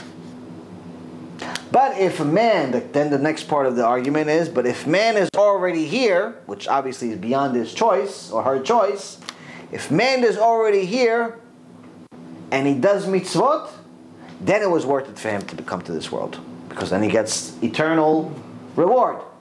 But if he comes to this world and wastes time, spending all of his time chasing money, chasing women, chasing men, chasing publicity, chasing kavod, chasing all types of nonsense of this world, then definitely wasn't worth it for him to come to this world, because then he's just going to have eternal punishment. But if he's going to come to this world already, then it was worth it for him if he makes mitzvot. But that's our end. But the real question is, why did Hashem create us? He's perfect. He's perfect. He doesn't need us. You don't actually change anything in His stature by making a mitzvah. He was perfect before us. He'll be perfect after us, during us. What's the point? So Chazal tells us that Hashem is all good. And when you're good, you have a desire to create good. This is the reason why, for example, if someone wants to have a fun, they want to have a party, they don't just have a party in their head unless they're crazy. What do? They invite guests. Why? Because it's more fun when there's more people. Why? Just clapping by yourself, you can listen to the music, okay, maybe 15 minutes and that's it. But if you have everybody coming and celebrating, then it's more fun. Why? Because you want to share it. You have good, you want to share good. It's a natural connection between good is to create good. Same thing with, for example, sports arenas or any major events. They make with big stadiums. Why big stadiums? Why is it not a private show? Why do people not just watch it on television? They'll spend thousands and thousands of dollars on front row tickets. Why? Because you're part of an environment. You're sharing the experience. And when you share something, it feels good. This is also the reason why a lot of very, very rich people, towards the end of their life mostly, but even sometimes during their life, they make major donations. Some of them do it purely for tax purposes. Some of them do it purely for publicity. They'll donate, I don't know, they have $100 billion and they'll donate $100 million, which is like $5 to us, just to to get some publicity, because they want more kavod, they want more people to respect them. But some actually do it because they want to create good. Why? Because at the end, it doesn't matter how much money you have. It's still money. It's still material. It's still worthless. It doesn't change your heart. So you want to create something that will change your heart. And by creating good, you have an impact. So now, Hashem is good and wanted to create good. But what's this good? What's the purpose of this good that He's creating? What benefit does He have out of this creation? For them to sanctify His name. Why? Because if He created a bunch of creatures that are just going against Him, everyone's just going against Him, it already happened. When? Flood. Noah's the flood during the generation of Noah. They went against Hashem. He doesn't need them. I created you. You're supposed to do good. You're supposed to sanctify my name. You're doing the opposite. I don't need you. Destroy them. That's it. Doesn't change His status. Which means that the ultimate purpose of your reason for existence is to sanctify Hashem's name. Which means that if you're not spending some time every day sanctifying Hashem's name, you're not fulfilling your purpose. You have no purpose. Shem Menachem. And a lot of people spend their entire life completely being purposeless.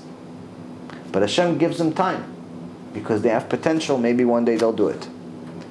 But that's the real reason for existence. That's the only reason why Hashem would allow us to even be created, because good wants to create good, and that good that He created will also create good by sanctifying Hashem's name.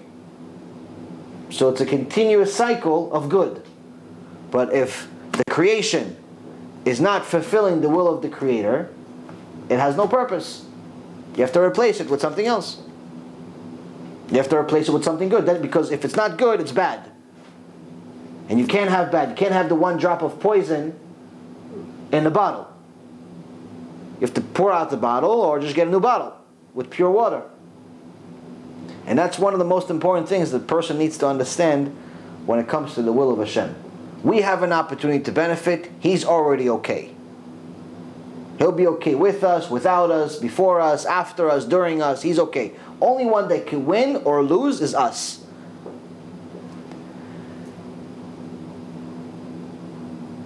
And what's the key to all of it? If we notice, here Hashem says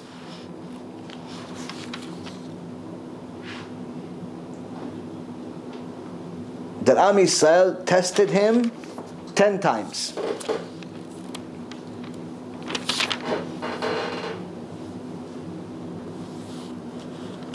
In chapter 14, starts with verse 20,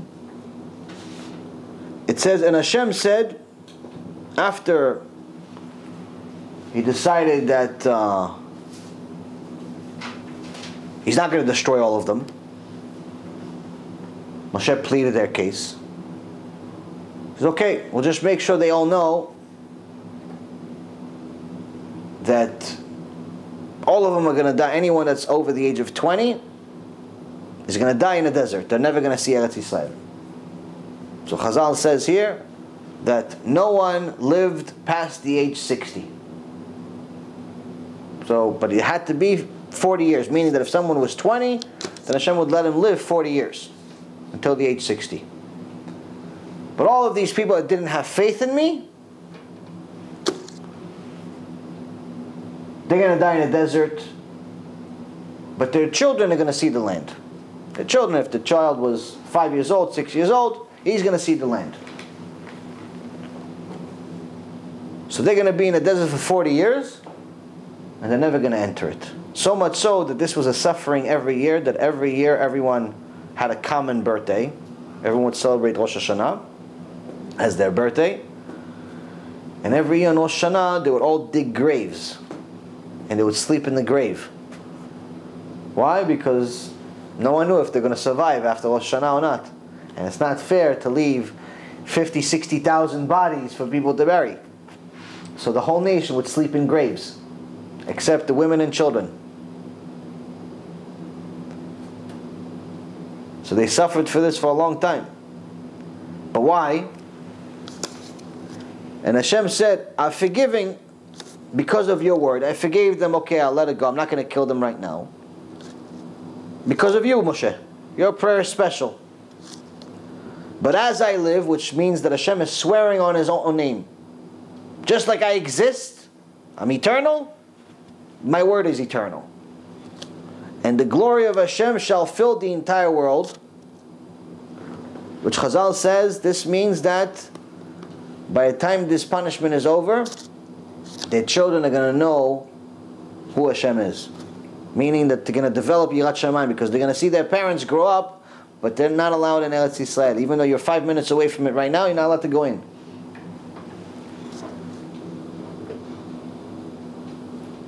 That all the men who have seen my glory and my signs that I performed in Egypt and in the wilderness, and have tested me these 10 times, and have not heeded my voice,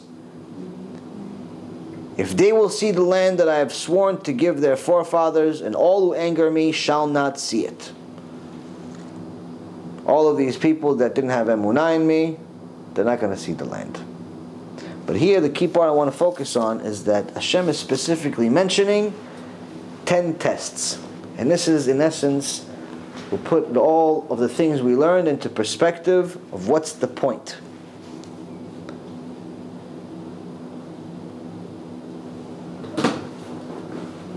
These 10 times, the sages take this. This is also in Pirkei Avot, chapter 5, Mishnah 4. It says, what are these 10 tests? First test, when the Egyptians chased them to the Sea of Reeds. We're in front of the Sea of Reeds. We just left. Hashem destroyed the Egyptians. Everything went fine. We got to the ocean. We have an ocean. Where would he go, Hashem? No response. We look back. We see the Egyptians. What happens? You saw all these miracles. What are you worried about? You have a pillar of fire. You have a pillar of cloud. You have money. You have this. You have that. Hashem did everything for you. What happens? Am Yisrael has no emunah. They get worried. Let's start complaining to Hashem. Complaining to Moshe. Complaining about Hashem. Next test, when they had nothing to drink but the bitter waters of Marah. We went to a lake, we wanted to get some water, but all the water was bitter. Started complaining to Moshe about Hashem. Third test, when they ran out of food. So when there's a food, what would you bring us to the desert to starve and kill us? You were better off just living in Egypt as slaves. Fourth test, when they left the manna over, even though they've been told not to. Hashem told them, listen, specifically, everything that I give you manna, eat it all. I'll give you something new tomorrow. They still left some over for the next day, which turned into worms and maggots, because they weren't sure Hashem was going to actually give it to them the next day. Fifth test is when they left the camp to gather manna on Shabbat, even though they've been told not to. He said, no, listen, manna, the one on Friday, is going to be enough for you for Friday and Saturday. What happened? People didn't trust it. They still went on Shabbat, tried looking for manna. Seventh test is when their water ran out at the Refidim. They didn't have any water. They thought that they're going to die from thirst. Next test is when they worship the golden calf. Moshe Rabbeinu is up at the mountain. He's getting the Torah. The only reason this world exists, the purpose of creation, is to get this Torah and fulfill it. Hashem created the Torah 974 generations before He created the world, which means that it was more important than mankind. If the Torah was not around, there would be no mankind. There's no point for mankind. And instead of being excited for this Torah, they make a mistake and go worship an idol. The Erev Rav worship an idol. The rest of Am Yisrael don't say anything. Hashem wants to destroy all of them. The ones that worship an idol and the ones that didn't say anything. Next test after the golden calf is when they rebelled against Hashem's mitzvot. This is an interesting one. We actually learned it recently, just in last week's parasha. In chapter 11, verse 1. Last week's parasha.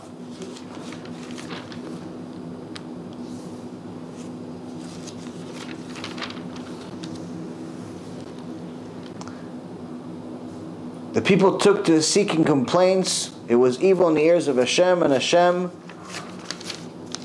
heard, and His wrath flared, and the fire of Hashem burned against them, and it consumed them at the edge of the camp. Chazal tells us that over here the complainers, the Erev Rav again, fired again, and started creating nonsense to complain about. Wasn't any real reason to complain. Said, no, we don't have meat. What do you mean? You have millions and millions of cows. Go slaughter one, eat meat. Te'avon, enjoy. You want chicken? You have a bunch of chickens. You want whatever you need, eat. But no, they're creating complaints. And their leaders don't say anything again, just like the time of the golden calf. So what does Hashem do in last week's parasha? He burns all the leaders. Not all the people, all the leaders. Why? Because if the leaders are not going to rebuke the nation, they're worthless. If a rabbi is not going to tell people the truth, he's worthless. What's the point of learning Torah if you're not going to share it? Gemara in Masechet Avodah Zarah says, someone that learns Torah without an intention to teach it, but it doesn't mean teach it just to say stories. Teach what he learned. Teach what Hashem said about Shabbat. Teach what it says about Nidah. Teach what he said about kosher. The real laws, not half the Torah, the whole thing. Is like someone who doesn't have a God. If you're learning Torah without a intention to teach it, you're the same thing as someone who doesn't have a God. Why? Because as we said, good has a need to create good. So if you're learning my Torah and you're not getting good out of it, then you're not learning my Torah. It's something else. It's not my Torah. For you, it's a history book. And the Zohar says, someone that thinks that the Torah, or even says that the Torah, intentionally says it, Torah is a history book, loses his right to live. He has no point of actually living. He has no right to live. Every second person in today's generation says it's a history book. Mm-hmm. So here's the test where we wanted to just complain to Hashem. And then the last test, when they complained that the manna was not good. They were tired of it. Manna couldn't be not good. It's any taste you want. If you desire a steak, it's a taste of a steak. If you desire chicken, it's a taste of a chicken. You desire ice cream, it's the taste of a chicken, of a ice cream, whatever you want. So how could it not be good? Meaning that they just wanted to create complaints, and then obviously this test of this week's parasha of the saying bad words about the land of Israel, which in essence is calling Hashem a liar. They even said he changed the color too, right? Yes. So these are the 10 tests. These are the 10 failures of Am Yisrael. But why are we focusing on this, and why does this connect everything? Because in essence, if you look at each one of these tests, it gives us the real desire of Hashem from us to such an extent that it might as well be implanted in our head. This is a commandment. Meaning, when Hashem says, Ani Hashem Elokechem, she'hotzetu etchem me'eretz Mitzrayim, I am your God that took you out of Egypt. First commandment. Yeah, obviously we know. We were there. we know you took us out. He's saying here, it's not about, I am God. I know you know I'm God. You hear my voice, you just died, I woke you up. Of course you know. But I need you to believe in it. Meaning I need you to have Emunah. Without Emunah, we cannot have a relationship. Without having Emunah, there is no relationship. Not having Emunah is 100% sin. It's 100% sin. How do we know? 10 tests. Every one of the tests, what was the failure? Failure of Emunah. We didn't actually make sins by complaining. It's not an actual sin. By not liking a certain food, it's not actually a sin. By saying, listen, there's a bunch of giants in this land, it's not an actual sin. By being scared at Yam Suf, it's not an actual sin.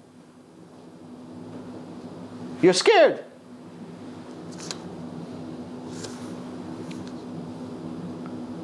By being concerned that your kids don't have food, it's not an actual sin. It's not one of the 613 commandments. What's the real sin of all of these? All 10 tests? No Emunah.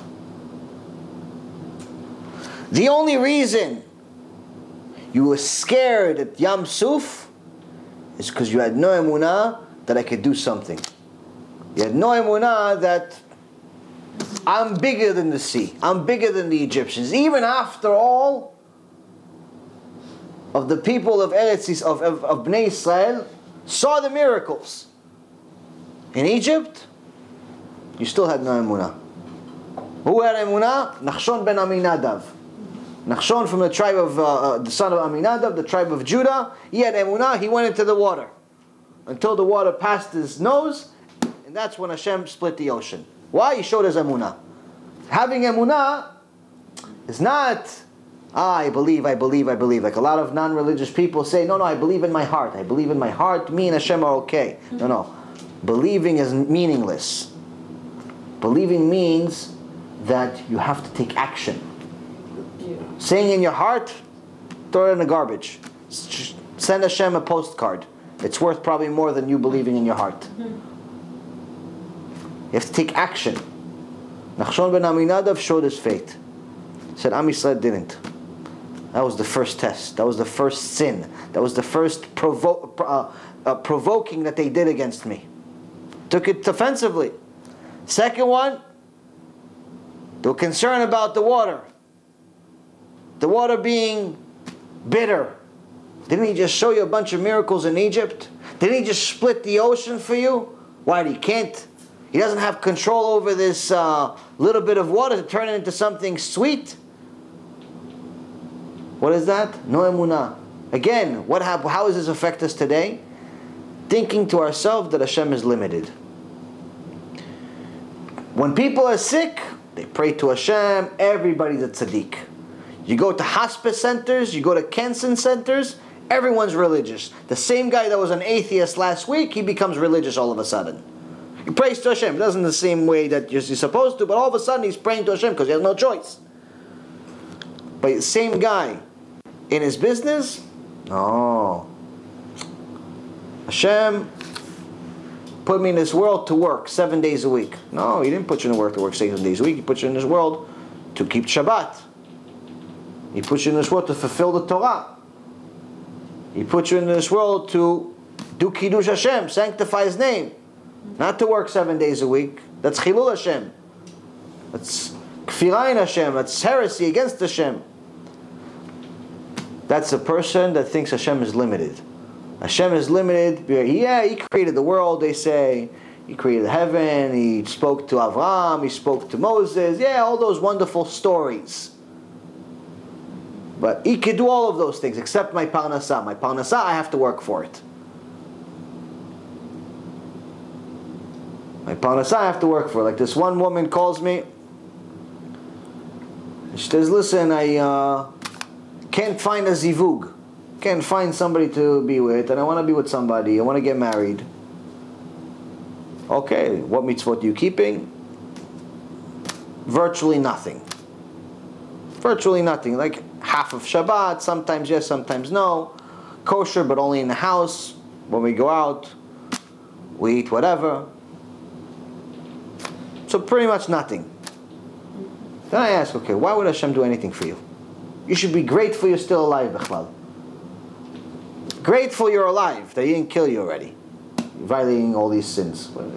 Okay, so I'll keep. Okay, so you start keeping. But what happens? Listen, I found somebody. Oh, great, Baruch Hashem, miracle. Yeah, but there's only one problem. Oh, what's the problem? Oh, he's not Jewish. Hey, you playing with an atomic bomb? Is there something wrong with you? Didn't I just tell you that you have to keep mitzvot, do tshuva, so things get better? What are you doing yesterday? Even the goyim know we're not allowed to marry them. Don't people, what happens? She thought God is limited. No, He sent him to me. He sent me this guy. Maybe I'm supposed to convert him. You're not even keeping mitzvot yet. You want to convert somebody? You have to learn enough for you. You want to learn just to be basic, to keep the basic, get used to the basics. If he wants to convert on his own, let him convert, and if Hashem wills it, you'll be together. But if you're not together already, it's a different story. If you're already married for 15 years and you just figure it out, hey, by the way, we have to do tshuva, which is like my story, it's a different story. But if you haven't started yet, and you already have an intention to convert the guy or convert the girl, then it's, where are you going with this? This is not the will of Hashem. Isn't that what Hashem sent you to the world to do? You're not Avraham Avinu. He sent you to make a choice. He gave you a test. Okay, you started keeping Shabbat, good for you. You officially became a Jew. Oh, you're eating kosher all the time, good for you. Now you can start learning some Torah and understanding it because your soul is not impure. Oh, you're starting to be modest, great. Now you're not making the public sin every 3 seconds when they look at you. Because every sin we make, according to the Gemara, creates a demon. A woman that's not modest is creating demons not stop. They all walk after her. People don't know this. We said we went over this in the wasting seed lecture in New York. Okay, so you're modest now. Great. Baruch Hashem. But then she says, no, but Hashem, it's great he did all these things, but apparently he hasn't sent me my zivug yet. So I guess I have to go find him. So she goes finds a non-Jew. Or he goes finds a non-Jew. Thinking, no, Hashem sent him to me. No, Hashem did not send it to you. He did not send them to you. If you're already in a situation before you had Tshuva, maybe yes, maybe no. We don't know. But the point is, just saying that any random things you're creating, that's the will of Hashem, it's not. It makes 99.9% of the time, it's a test. What happens? No emunah. Just like we didn't believe that Hashem was able to handle nature. He was able to handle the water. A little bit of water he couldn't handle. He was able to make ice and lava in the same ball fall only on the heads of the Egyptians, but he can't take care of water. What is that? Lack of emunah.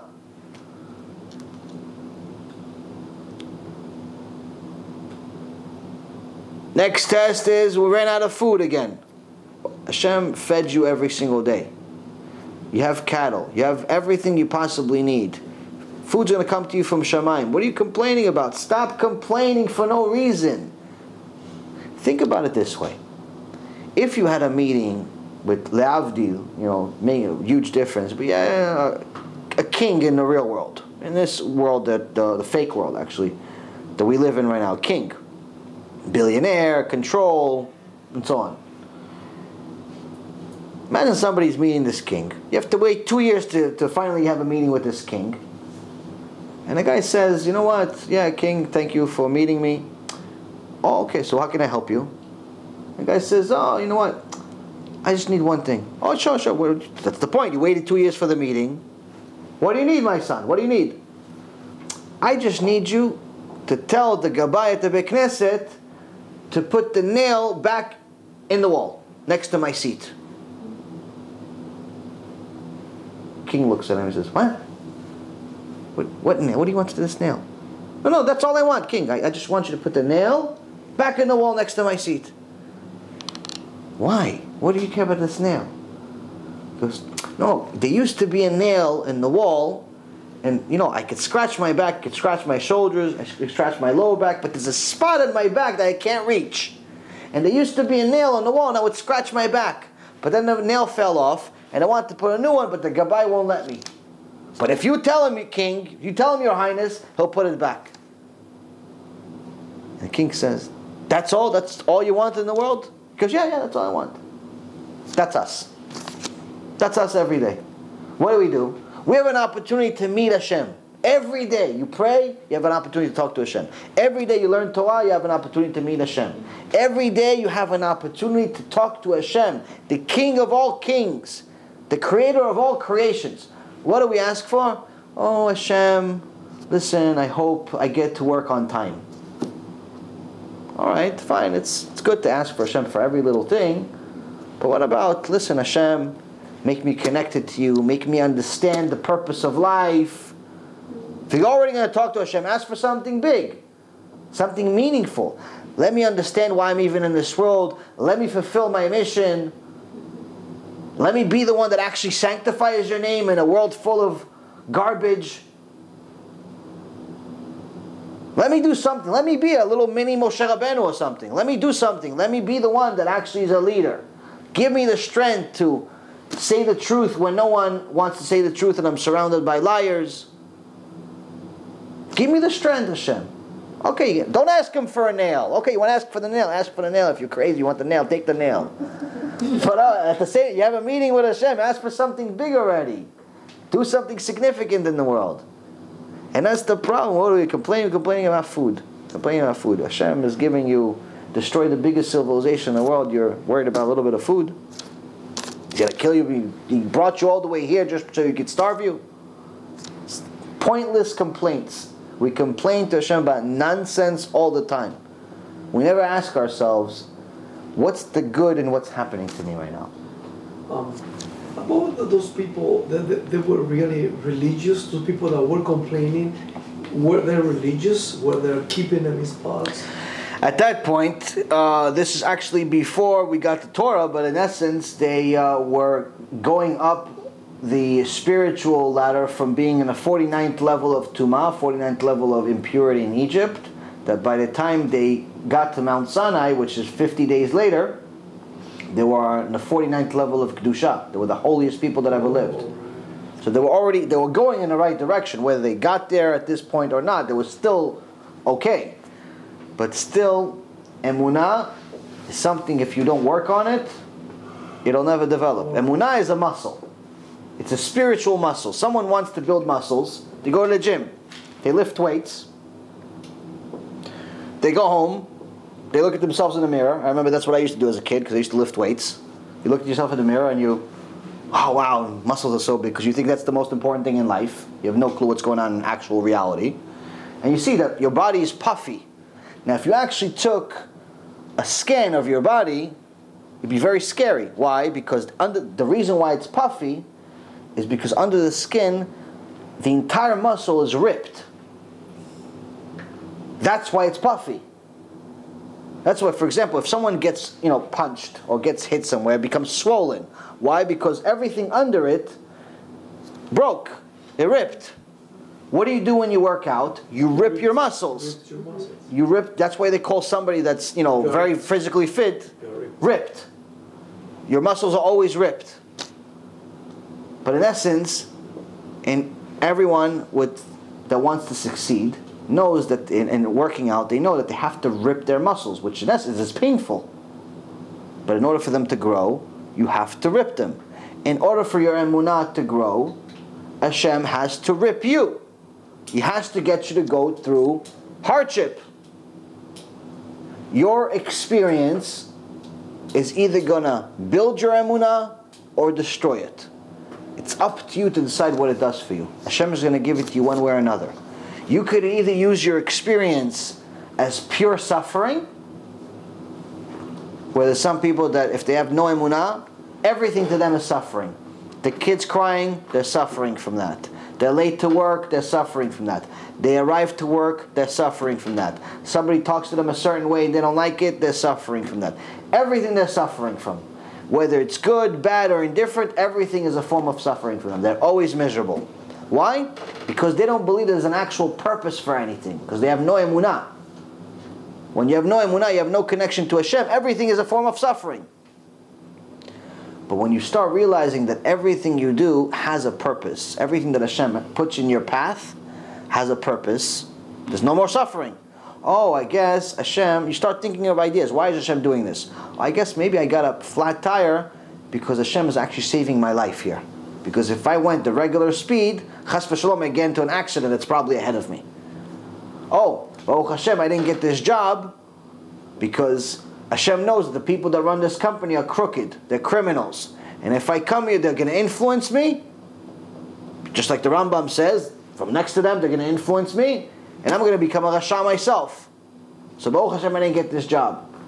Oh, Baruch Hashem, this potential zivug, this potential person I wanted to meet, she didn't call me back. Oh, maybe she was the wrong person for me. You start thinking about, instead of looking at them as bad, you start thinking about, how is Hashem helping me with this? What wonderful thing is Hashem doing for me? And then you could start living. Because without it, you're dying a little bit every day. A piece of you dies with every failure. Got a flat, I can't believe it, what bad luck I have. The girl didn't call you back, see, I'm never going to find a wife. The job you didn't get, see, I'm going to die from hunger. Everything is bad. Oh, the customer didn't want to buy, see, I'm going to go homeless. My kids are going to be starving this month. Everything is bad, all of us. It's the same thing. Same thing happened to both people. But without emunah, you're dying. That's why the word emet is the signature of Hashem. The signature of Hashem. So in order to be connected to Hashem, Hashem is telling you, you have to know that's my signature, emet. And emet has three parts. Emunah, which is the aleph. Mitzvot, which is to do things in order to actually show we have this emunah. And Torah, which is to know what to do.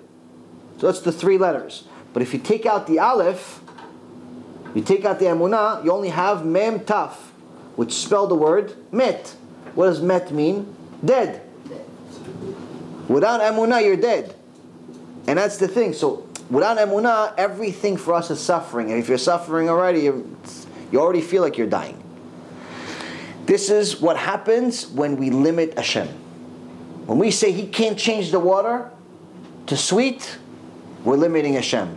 When we say that He's not going to send us food, we're limiting Hashem. He's not going to send us parnasah, we're limiting Hashem. We're constantly limiting Hashem. Next thing we said that, He told us to keep the Shabbat. What happened? He said, no, but if we keep Shabbat, we're not going to have money for Sunday. He goes, no. I gave you enough money on Friday for both, for everything. Just like the 7-year Shemitah. He told the Jews, stop working on the 6th year, and you'll have enough to survive the 6th year, the 7th year, and the 8th year, all the way to the 9th year. You're going to get triple. If you were planning on doing it from the beginning, that's what you got. On the 6th year, you got enough for 3 years. Because you got for the 6th year, the 7th year, you can't harvest. And the 8th year, until everything starts growing, it's already the 9th year. So you need enough money for enough surplus on the 6th year for the 8th year also. You have to have Emunah in order to fulfill this mitzvah. No Emunah, you're thinking that Hashem is limited, you're not going to get it. And that's what happened with Am Yisrael over here, where they said, nah, give it to us on Friday, but maybe it's not going to be enough. But He said it's going to be enough. But maybe it's not. But Hashem said, not I said, Hashem said it's going to be enough. But maybe not. So it sounds like it's crazy, but that's actually us every day. Maybe I need to get a second job. No, you don't. You don't need to get a second job. Maybe I should, dress a little bit less modest so I could find a spouse easier. No, you don't need to do that. Hashem wants to send you the right spouse. He'll send it to you with you being a tzadikah. But maybe my husband's not going to like my kisui rosh when I cover my hair. In time, he'll love it. When he actually realizes the significance of it. Stay strong. Maybe I should cheat this one customer because he has extra money. No, you don't need to cheat the guy. Whatever Hashem dictated and wrote for you on Rosh Hashanah that you're going to get as parnasah, you're going to get it. You don't have to cheat anyone. Every time we have a doubt, we're doing the same thing that the spies, the miraglim, were doing. We're doing the same exact thing that Am Yisrael was making mistakes year after year.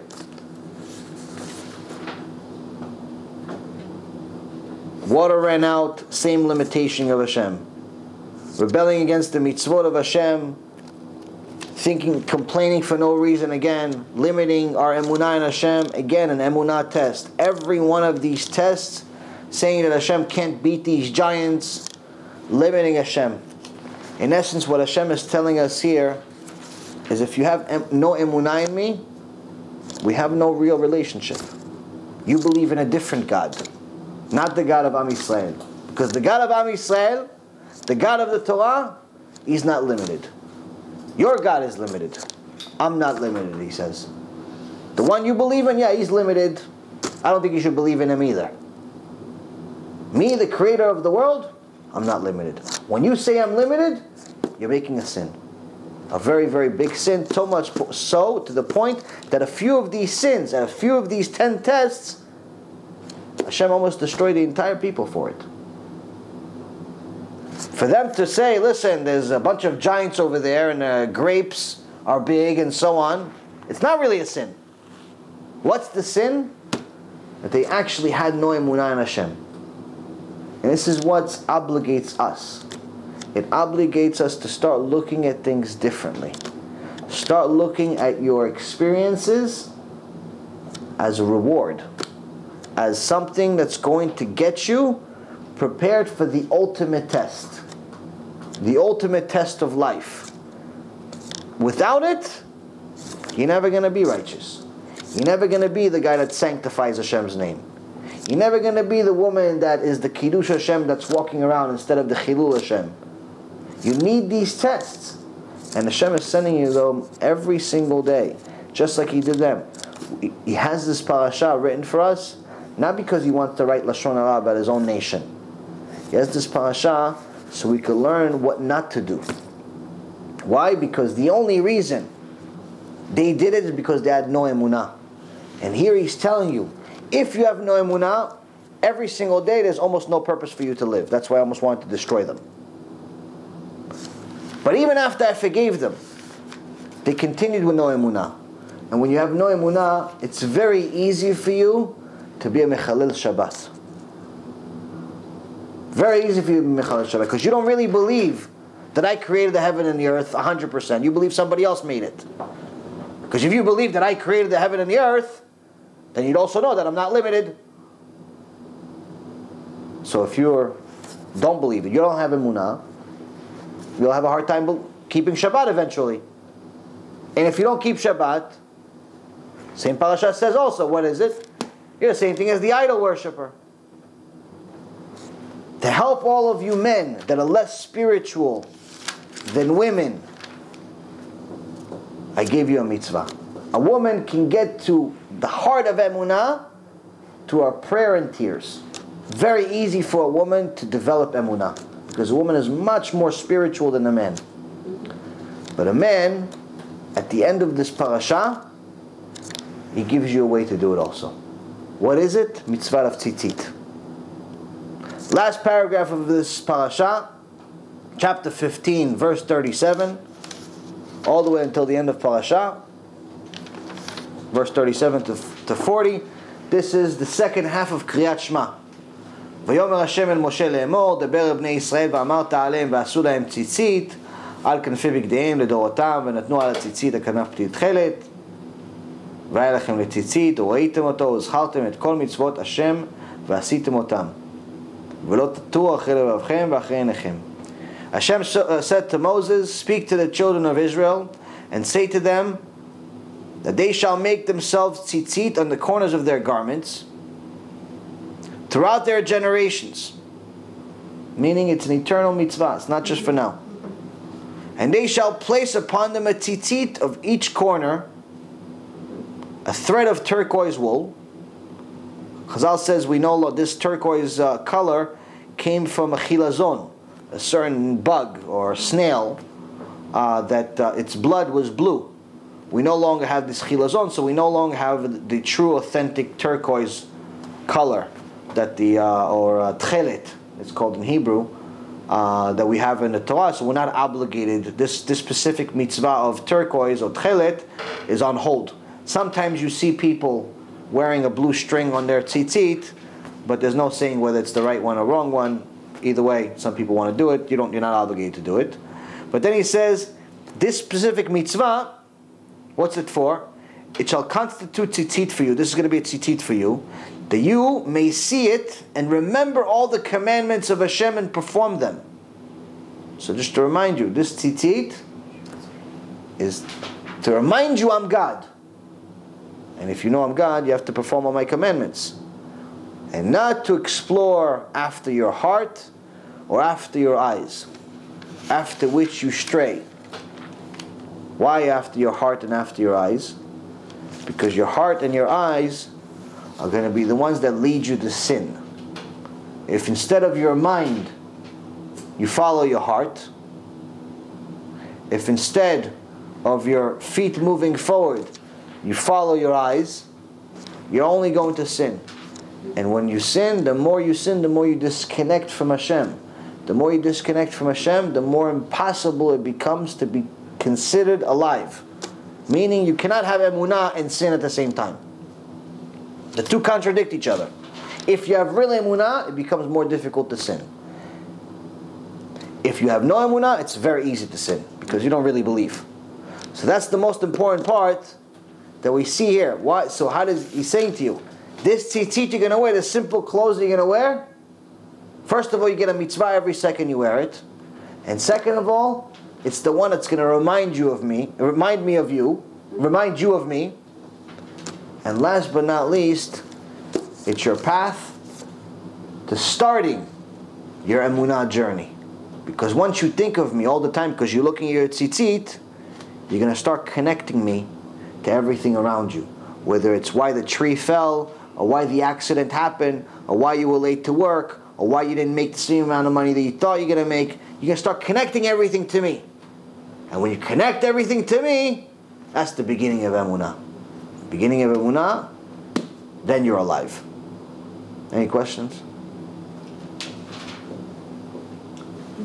Thank you again for learning some Torah with me, Baruch Hashem. Always enjoy the shiurim here. Next week, we have a shiur both in Boca on Tuesday. Everyone's always welcome.